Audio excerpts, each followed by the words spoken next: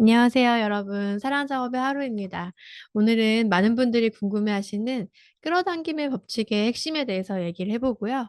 어떻게 하면 이 끌어당김의 법칙, 시크릿과 무의식 정화를 함께 할 수 있을지에 대해서 얘기해 보도록 하겠습니다.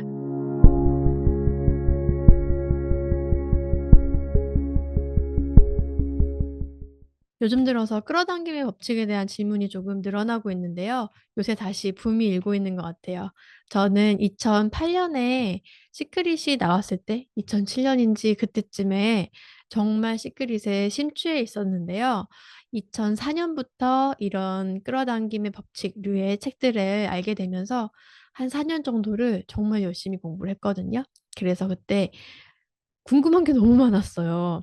이거 너무나 믿고 싶고 정말이면 좋겠는데 사실 너무 말이 안 된다는 생각도 들고 그래서 의문도 너무나 많이 생기고 지금은 다 기억나진 않지만요. 그래서 그 비밀을 풀기 위해서 정말 고군분투했었던 것 같고 한창 20대 이제 직장을 잡고 자리 잡아야 될 나이인데 남들은 거기에 다 매진할 때 저는 고시 공부하듯이 이런 책들을 섭렵하면서 네.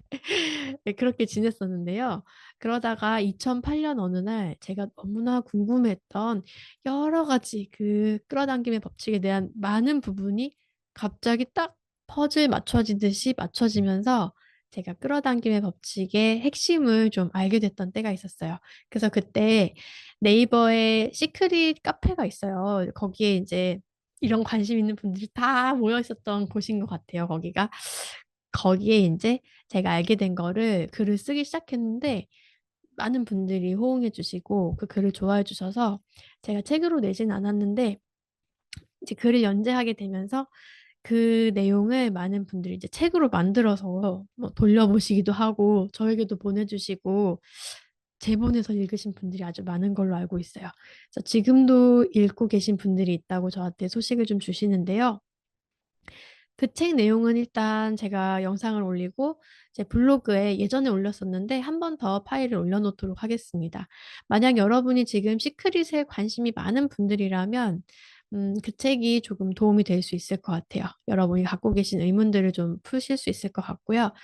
대신 저는 그때 그렇게 시크릿의 핵심을 알게 되면서 한 2-3년 정도 정말 그 글을 쓴 대로 시크릿을 실천하면서 살았습니다.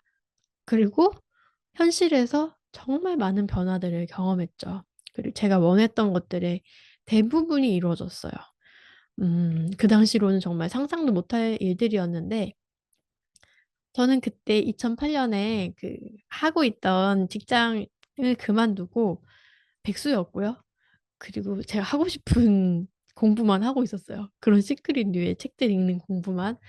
28 살인데요. 이게 무슨 일이야. 근데 또 음 돈도 없었고요. 그랬어요. 그리고 그때 남자 친구도 없었어요. 근데 한 2-3년 안에 저는 제가 살고 싶다고 찜콩해 놓은 말도 안 되는 그 좋은 집에 살게 되고 그리고 결혼도 하게 되고 제가 원했던 직장도 정말 약간 기적적으로 들어가게 되고 하면서 제가 이렇게만 되면 너무 좋겠다고 생각했던 삶의 조건들을 쪼라락 다 갖춘 순간이 있었습니다. 지금 와서 제가 더 강조하고 싶은 건 그렇게 모든 조건이 갖춰졌음에도 불구하고 너무너무 불행한 나머지 우울증에 빠져버렸다는 건데요. 거기에서 허덕이고 헤매면서 이렇게 삶의 조건을 다 갖춰도 이렇게 '삶이 불행할 수 있구나.'를 알면서 오히려 마음에 관심을 가지게 되고 그렇게 해서 자기 사랑, 진정한 자기 사랑을 알게 됐고 그 또 한참 헤매서 이렇게 무의식 정화에 대해서 알게 돼서 이런 수업도 하고 이렇게 하고 있는데요. 어쨌든 과거의 저를 돌아보면 저는 그 시크릿에 빠지지 않을 수 없었고 너무나 현실을 바꾸는 것이 간절했고 그래서 무의식 정화를 하면서도 이런 끌어당김의 법칙에 대한 관심을 동시에 가지고 계신 분들의 마음을 잘 알고 있습니다. 그래서 저는 그 끌어당김의 법칙이 잘못했다고 생각하지 않고요. 잘 아는 것이 중요하다고 생각해요. 그 핵심이 뭔지를 잘 알고 적용하게 되면 무의식 정화와 시크릿을 함께 할 수 있습니다. 그래서 오늘은 그걸 함께 하는 건 또 어떻게 하는 건지까지 얘기를 나눠보도록 할게요. 자, 끌어당김의 법칙에서 제가 발견했다고 하는 그 퍼즐의 주요한 그 핵심이 뭔가, 거기를 얘기할 텐데요. 끌어당김의 법칙은 내가 되어 있는 내 존재 상태에 따라서 이 세상의 일들이 끌려온다는 것입니다. 그러니까 내가 뭘 생각하느냐보다 더 핵심적인 것은 내가 나를 누구라고 보고 있는가라는 부분이에요. 제가 좋아하는 이 끌어당김의 법칙을 정말 잘 설명해 주는 책이 있는데 그 당시 저는 그 책을 정말 음 제 옆에 항상 끼고 있었던 책이 있어요. 그게 네빌 고다드의 5일간의 강의라는 책인데요. 지금도 가끔씩 그 책을 열어봅니다. 그분은 상상을 통해서 현실을 창조하는 법을 표면적으로는 가르쳐 주는 분이었지만 깊숙이 들어가면 어떤 조건을 갖추기 위해서 "이런 걸 해 봐라." 그런 가르침은 아니에요. 그 안에 들어가 보면 '나는 나를 누구라고 믿고 있는가? 나에 대한 관념은 어떠한가? 거기에 맞추어서 세상 일들이 일어난다.'라는 것을 가르쳐 준 분입니다. 그래서 저는 시크릿을 겉에만 보면 "바라는 대로 이루어진다." 이렇게 얘기를 하시는 분들이 많은데 그 안에 훨씬 더 깊숙한 진실이 있다는 것을 알려준 분이라서 제가 오늘 소개하고 싶고요. 그러면 그건 무슨 얘기냐면은 내가 이미 누가 되어 있는가가 중요하다는 거예요. 내가 어떤 사람이라고 나를 보고 있는가가 이 세상에 펼쳐진다는 뜻이죠. 그래서 시크릿의 핵심은 이겁니다. 만약 여러분이 원하는 것들의 목록이 있어요. 그러면 그게 다 이루어진다면 '지금 나는 나를 어떻게 느끼고 있을까?' 그러면 그 느낌을 포착하면 그 느낌대로 지금을 살아가는 겁니다. 현실이 바뀌지 않았지만 이미 내가 되고 싶은 그 사람이 되었다고, 내가 갖고 싶은 그것을 가졌다고, 내가 하고 싶은 그 일을 하고 있다고 생각하면서 '그렇다면 지금 나는 나를 어떻게 느끼고 있을까?' 그 느낌을 여기로 가져와서 그 느낌으로 지금을 살아야 되는 거죠. 그래서 아주 현실적이고 실천적인 부분은 뭐냐면 그런 마음으로 내가 지금 살고 있다면 '지금 내 눈앞에 이 모든 것이 어떻게 보일까?' 이렇게 질문해 보는 거죠. 음 현실은 똑같아요. 현실은 바로 바뀌지 않거든요. 그러면 내가 원하는 것들이 다 이루어진 상태, 그 상태의 마음 상태를 내가 여기 가져오고 그 상태에 있으면 '이 현실이 어떻게 보이지?'라고 물어보고 그 눈으로 세상을 보면서 살면 되는 겁니다. 그렇게 하루하루 순간순간을 살다 보면 그런 일들이 일어난다는 거예요. 그 진동 상태, 그 에너지 상태에 맞는 일들이 일어난다는 거죠. 저는 사실 그거 정말로 체험했거든요. 그리고 제가 계속 심상화했던 일이 실제로 일어난 것에 대해서 이 하루의 사랑 작업 책의 1장 부분에 간단하게 소개를 해 뒀는데요. 여기에 어떤 맹점이 있어요. 근데 그것까지 오늘 다 설명할 수 있을지 모르겠는데 한번 얘기를 해 보자면 그래서 어쨌든 여러분 핵심은 그겁니다. 자, 여러분이 원하는 재정 상태, 여러분이 원하는 직업을 갖게 되고 여러분이 원하는 인간관계를 맺고 있다면 그리고 여러분이 원하는 그런 삶을 살고 있다면 여러분이 그런 사람이라면 자기 자신을 어떻게 느끼고 계실 것 같은가요? 그리고 이 삶을 어떤 눈으로 바라보고 있을 것 같으신가요? 그 존재 상태를 여기로 가져와서 여러분은 지금부터 그 사람으로 살아야 합니다. 이게 시크릿의 핵심이에요. 이게 끌어당김 핵심인데 이게 얼마나 어려워요. 제가 생각할 때 무의식 정화보다 어려워요. 근데 어쩔 수 없이 그 당시에는 현실을 바꾸는 게 간절하니까 그걸 할 수밖에 없어요. 그래서 저는 정말 그렇게 자기를 속이면서 '넌 지금 그 사람이야.'라고 하여튼 저는 저를 되게 잘 속였어요. 잘 속여 가지고 무의식을 그때는 몰랐으니까 무의식 깊이까지는 못 속였는데 의식의 선까지는 제가 다 속였단 말이에요, 저 자신을. 예를 들면 제가 전교사가 되고 싶잖아요. 그때는 계약직이었는데 '내가 이미 전교사야. 내가 이미 전교사인 것처럼 살아야 돼. 그래서 그 학교에서 이미 전교사인 것처럼 살아. 그게 뭐냐면 이런 거예요. 여러분이 이제 계약직이면은 저는 이제 시험을 봐서 붙어야 되잖아요. 그러면 공부를 해야 되잖아요. 그 시험 공부를 해야 되잖아요. 전교사 되고 싶으면. 근데 이미 내가 전교사야. 그러면은 공부를 하면 돼요, 안 돼요? 공부를 안 해. 그리고 내가 전교사라면 어떨까? 내가 전교사라면 아, 그러면은 전교사가 됐어. 그러면은 네빌 고다르님이 얘기하신 것처럼 전교사가 됐다는 증거는 내가 교장 선생님하고 악수를 해. 교장 선생님이 나를 축하해 주셔. 이제 정말 전교사가 됐구나. 교장 선생님이 축하합니다, 선생님. 뭐 이렇게 딱 그 장면을 상상한 다음에 어떻게 하냐면은 공부를 하는 게 아니고 그냥 그날 그날 전교사인 것처럼 애들 가르치는 거예요. 공부를 안 했어요. 시험 공부 따로. 근데 여러분 진짜 정말 재밌는 부분은 뭐냐면은 제가 그 이제 그리고서는 시험을 봤는데 우여곡절이 많은데 그거는 일단 빼놓고 꿈의 시험 문제가 나와요. 진짜 심지어 꿈의 시험 문제가 나올 뿐만 아니라 정말 내가 애들 가르쳤던 내용이 막 나와요. 시험에. 그래서 완전 나를 위한 맞춤형으로 나왔어요. 시험이 진짜 공부 안 했거든요. 근데 여기서 정말 더 재밌는 거는 제가 그때 시크릿 카페에서 인쇄한 어떤 분의 글이 있어요. 근데 되게 재밌게 읽었던 시크릿 경험담 같은 거거든요. 근데 그때 그 글을 쓰신 분의 닉네임이 호연직이었단 말이에요. 호연직이. 근데 다른 사람들은 다 필기시험에 다른 저는 국어과니까 국어과 내용을 자료를 보고 있는데 저는 그거 읽고 있는 거예요. 필기시험 장소 가서도 호연지기님의 글을 이렇게 읽고 있었단 말이에요. 근데 제가 한자를 잘 못해요. 고사성어도 잘 못한다고요. 국어 교사인데도 그 잘 못해요. 자신 없는 부분인데 그 필기시험에 주관식이 몇 개 있었어요. 근데 그 주관식에 뭐 위에 글의 내용에서 밑줄친 부분을 딱 줄친 다음에 이거에 해당하는 고사성어, 사자성어를 뭐 쓰라고 돼 있었어요. 근데 그 답이 뭐였는지 아세요? 답이 호연직이야. 그 답이 아니 진짜 저 장난치는 게 아니에요. 그 답이 호연직이라고요. 호연직이. 그리고 더 웃긴 거는 이제 제가 그런 전교사가 되기 위한 필기시험 같은 거 처음 봤어요. 그 당시에. 그러니까 원래 그렇게 교사가 되고 싶었던 것도 아니라 갑자기 되고 싶었던 건데 제가 필기시험을 준비하고 싶어서 그런 기간제 카페 같은 데다가 막 검색했단 말이에요. 그 어떤 필기시험 나오냐, 어떤 문제가 나오냐 막 했는데 정보가 진짜 없어요. 시험 본 사람 그렇게 많은데 어떤 시험 문제 나오는지 알려주는 사람은 없는 거야. 근데 저도 시험을 봐보니까 그래요. 시험을 보고 나니까 난 이제 봤잖아요.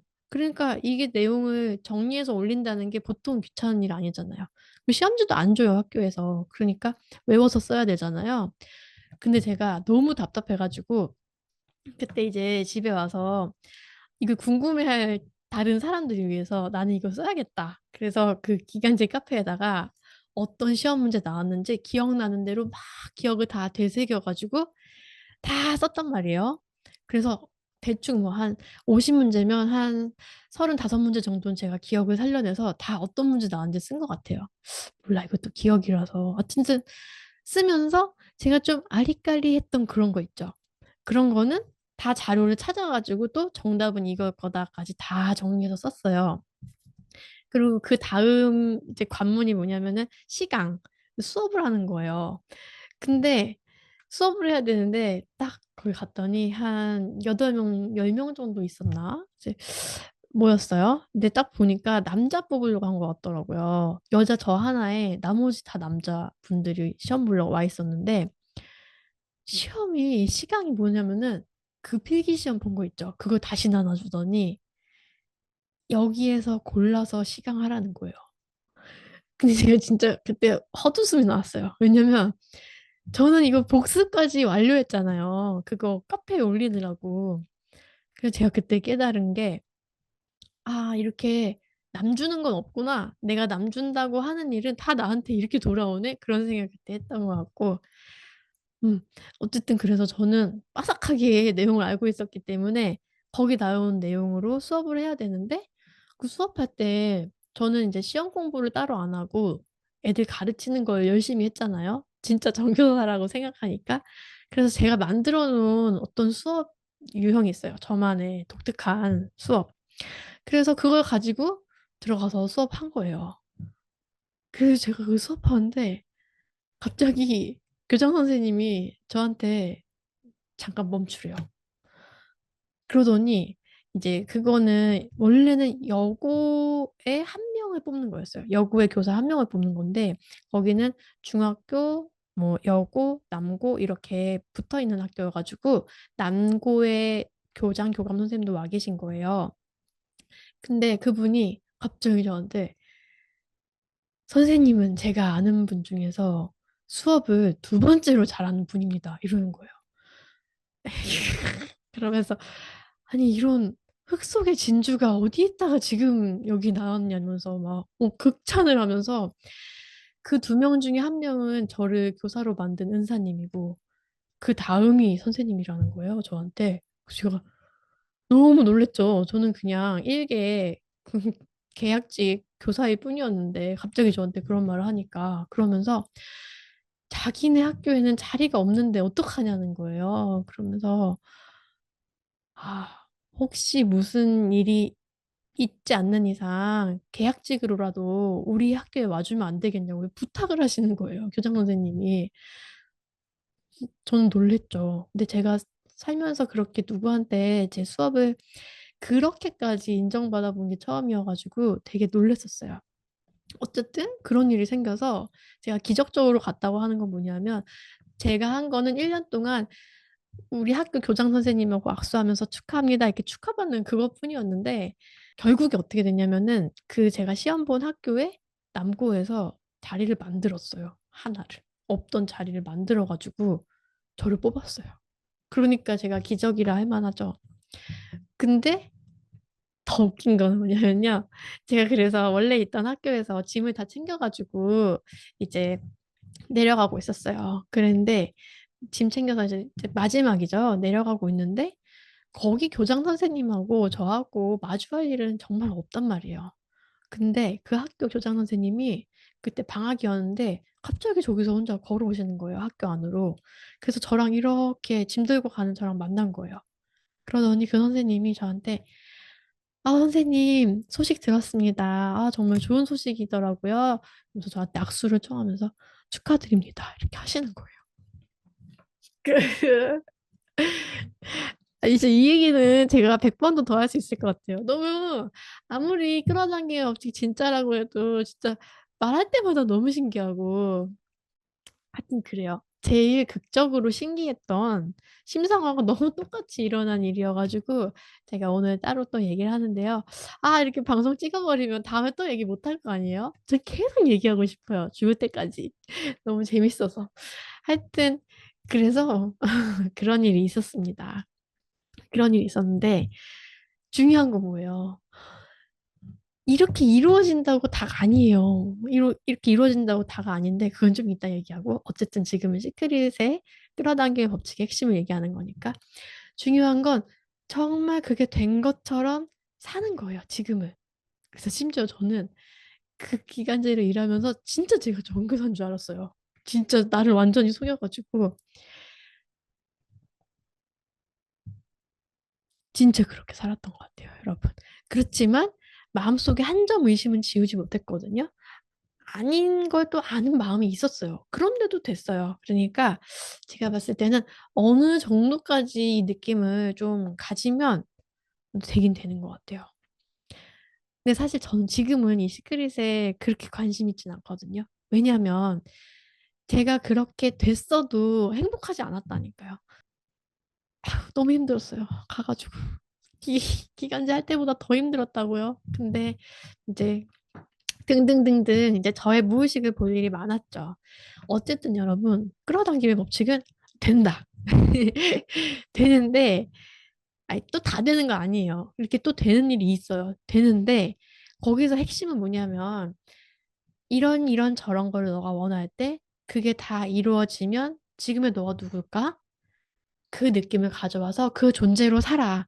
그 존재로 지금을 살아.'라는 거예요. 그런데 그 존재로 지금을 살면 여러분 역설적으로 꼭 그게 일어나지 않아도 그렇게 살 수 있다면 꼭 그렇게 돼야 돼요? 내가 이미 여기서 충족된 상태로 살 수 있다는 얘기예요. 끌어당김의 핵심을 잘 보시면 꼭 어떤 조건이 갖춰져야만 그렇게 살 수 있는 게 아니라는 전제가 있는 거예요. 그래서 여러분 여기서 핵심은 뭐냐면 내가 어떤 존재인가는 내가 결정할 수 있는 거고 내가 어떤 존재인가에서 따라오는 그런 느낌들을 나는 지금 여기 가져와서 살 수 있다는 게 시크릿의 핵심입니다. 그래서 지금 당장 여러분이 너무 간절히 원하는 어떤 것들이 있다면 그게 다 이루어졌을 때 어떤 느낌이 들지. 여기에서 핵심은 그게 다 이루어졌을 때 나는 누구인지, 나는 나를 어떤 존재로 느끼는지 여기가 핵심입니다. 그리고 그게 나에 대한 나의 관념이잖아요. 나의 정체감, 나의 자아감이잖아요. 그 자아감으로 현재 내가 살아가면 여기에 맞는 일들이 끌려온다는 거예요. 정확히 내가 상상한 그 일이 아니더라도 내 존재감에 맞는 일들이 일어난다는 것이죠. 이게 핵심이고 그 존재감으로 지금 사는 것이 핵심입니다. 그래서 내가 지금 그 존재라면 이 세상이 어떻게 보일까? 지금 이 나무가 어떻게 보일까? 나는 어떤 마음으로 이 세상을 바라보고 어떤 마음으로 어떤 태도로 이 지금의 삶을 살아가고 있을까? 그걸 여러분이 상상해서 여기로 가져오시는 것이 시크릿의 핵심이라는 겁니다. 그런데 여러분, 방금 얘기 드린 것처럼 나의 자아감은 외부의 조건에 의해 만들어지는 것이 아니라 내가 만들 수 있는 거라는 얘기입니다. 그런데 여기서 더 정확하게 얘기하면 내 자아감은 내가 만드는 게 아니라 원래 갖추어져 있는 거고 원래 온전한 자아감이 갖추어져 있는 거고 여기에 우리가 경험적으로 이 삶을 살면서 받은 상처 때문에 또 내가 받은 시선 때문에 너는 이렇게 부족한 존재야. 너는 이렇게 받을 자격이 없는 존재야. 너는 사랑받을 가치가 없는 존재야가 여기 붙어 있는 게 문제인 거예요. 그러니까 내가 새롭게 만들 것이 아니라 여기 붙어 있는 왜곡된 자아감을 닦아서 떼어내는 것이 우리의 과제라는 거죠. 이게 무의식 정화죠. 그래서 무의식 정화가 되면 이 온전한 존재를 느낄 수 있게 돼요. 그리고 이 온전한 존재로부터 창조할 수 있게 돼요. 이게 더 자연스러운 길이고 이게 더 근본적인 변화를 가져오는 길이죠. 이해되시나요? 그래서 시크릿으로만 할 때는 무의식 정화를 모르고 시크릿으로만 할 때는 여기 겉에 있는 붙어 있는 관념들을 애써 무시하면서 여기에 어떻게든 접속하려고 해 보는 거예요. 그래서 접속이 어쨌든 되면 여러분 거기에 맞는 게 끌려오는 게 맞습니다. 그런데 그렇게 하는 것보다 저는 그냥 이걸 닦아내서 얘를 느끼는 게 더 쉽다는 거죠. 음. 더 자연스럽다는 거죠. 그렇지만 여러분이 무의식 정화에 아직 관심이 그렇게 가지 않고 너무 힘들고 그래서 '내가 나를 좀 속여 보겠다. 내가 이 온전한 존재라고 지금 그냥 한번 믿어 보겠다고 해도 여기 이런 게 아무리 붙어 있어도 이 부분은 태어날 때 태생적으로 갖고 있는 거니까 얘를 작동시킬 수 있어요, 어느 정도는. 그리고 나서 여러분이 이거를 닦아도 뭐 무방하죠. 제가 그렇게 했으니까. 음. 그래서 이건 여러분의 선택이고요. 그렇다면 우리는 이제부터는 '어떻게 무의식 정화와 시크릿을 병행할까?' 이거예요.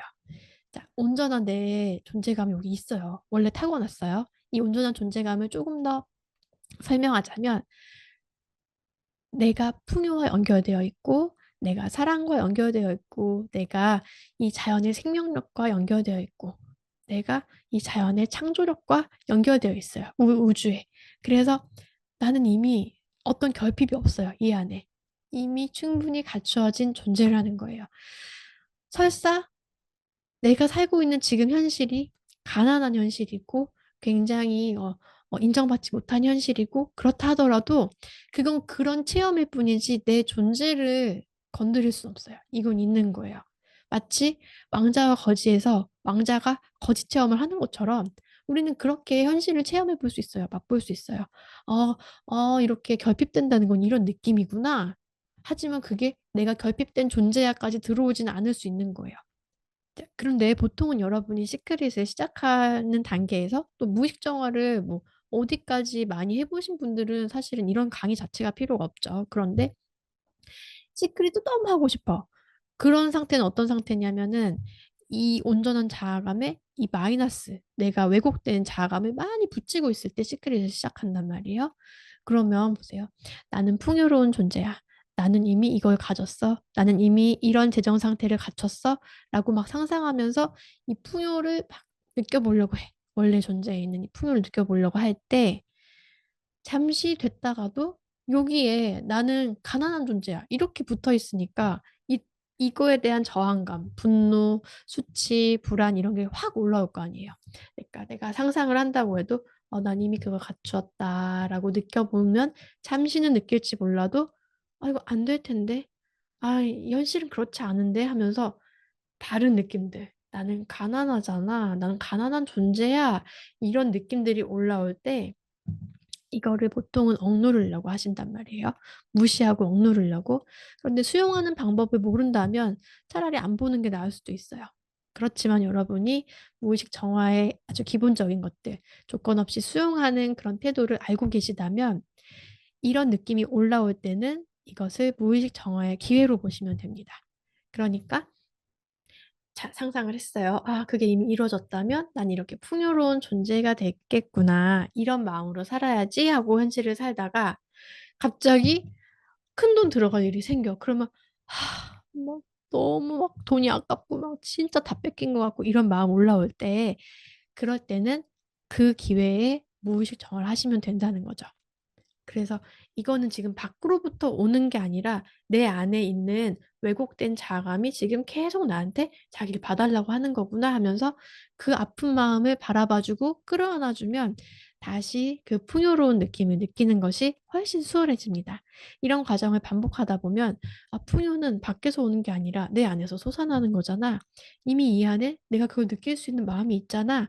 이렇게 모든 내가 원하는 것이 내 안에 있네라는 것이 더 확고해지고 그 상태를 유지하는 것이 훨씬 더 수월해질 수 있다는 것이죠. 그래서 결국 우리가 이렇게 무의식 정화든 시크릿이든 이걸 하는 모든 이유는 원래의 온전한 자아감을 찾아가기 위한 겁니다. 이 원래의 온전한 자아감 안에는 우리가 갖고 싶어하고 되고 싶어하는 모든 것들이 이미 담겨져 있고요. 우리는 그런 존재입니다. 그렇게 온전한 존재입니다. 그거를 펼쳐내는 그런 삶을 살려고 여기 왔는데 우리가 너무 많은 마이너스를 경험하면서 마이너스에서 지금 0으로 가는 이걸 벗어나지 못하고 계속 왔다 갔다 하는 중인 거거든요. 정리하자면 이렇게 무의식 정화를 모르고 시크릿만 할 때는 내 존재에 내가 느끼고 있는 가짜들, 이 마이너스들을 채우려는 식의 욕망만 가지게 되죠. 내가 저기 가면 이런 가치 없는 존재라고 느끼지 않을 수 있겠지? 무시당하지 않을 수 있겠지? 내가 사람들에게 버림받지 않을 수 있겠지? 이런 의도에서 어떤 욕망을 붙잡게 된다면 여러분이 무의식 정화를 하면서 내가 온전한 존재라는 걸 점차 잘 느낄 수 있게 된 상태에서는 그런 마이너스를 메꾸기 위한 소망의 목록이 생기는 게 아니고요. 나는 이미 충만한데 이걸 어떻게 표현하면 좋을까? 이 세상에 내가 줄 수 있는 게 뭘까? 내가 이 세상에서 뭘 펼치고 사는 게 나한테 가장 즐겁고 행복할까? 이걸 생각하면서 살 수 있는 그 플러스의 창조로 옮겨가게 됩니다. 그걸 이제 예전에는 사랑의 창조라고 불렀었는데요. 우리가 다 이 온전함을 다 갖추고 모든 걸 시작할 수 있는 건 아니기 때문에 현실적으로 여러분에게 어떤 소망이 있다면 오늘 제가 말씀드린 대로 그게 다 이루어진다면 지금 난 어떤 상태일까? 라고 질문해 보시면서 그 상태에서 삶을 살려고 해보시고 그때 불가피하게 올라오는 두려운 마음들, 저항의 마음들, 아픈 마음들이 보이시면 그때를 무의식 정화의 기회로 삼아서 정화하시면서 또 시크릿도 하시면 될 것 같습니다. 네, 여러분 오늘은 여기까지입니다. 다음에도 좋은 영상으로 찾아뵙도록 하겠습니다. 시청해주셔서 감사합니다. 여러분 7월 8일에 있었던 북토크 한 달이 넘은 정말 너무 늦은 후기인데요. 여러분 그날 너무나 반가웠습니다. 100분의 여러분 정말 한 분 한 분 저에게 보내주셨던 그 따뜻한 시선과 미소를 제가 긴 시간 동안 혼자 음미하면서 후기를 남길까 말까 했는데 오늘 짧게 이렇게 얘기를 해요. 와주신 분들 너무나 감사했고요. 그리고 정말 긴 편지, 손편지 써오신 분들 많이 계셨는데 제가 정말 집에서 아껴 읽으면서 너무나 행복했어요. 그리고 이런 선물들도 너무나 감사합니다. 제가 한 분 한 분이 담아 주신 마음, 마음 깊이 새기면서 제가 하는 일에 대해서 '아 이렇게 소중한 일을 하고 있구나.' 한 번 더 깨달을 수 있는 기회가 됐고 앞으로도 잊지 않으려고 합니다. 이거 못 먹었어요. 아까워서 계속 아껴 두다가 어느 날 먹을게요. 네, 여러분 정말 반가웠다는 말씀 한 번 더 드리고요. 사랑해 주셔서 감사합니다.